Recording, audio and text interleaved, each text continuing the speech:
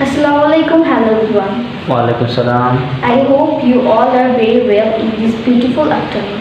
I am also very fine to come here in this wonderful class, and I am very thankful to Almighty Allah for granting me in front of you.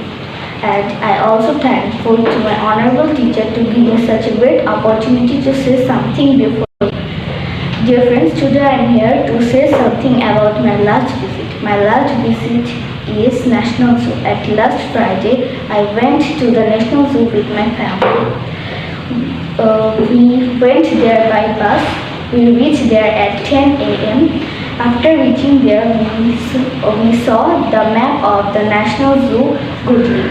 Then we saw some monkeys, some bears.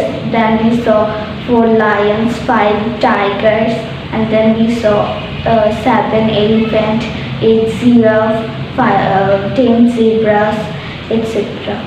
Then we saw some snake. There has many types of snakes and python, and the snake and python look so scary.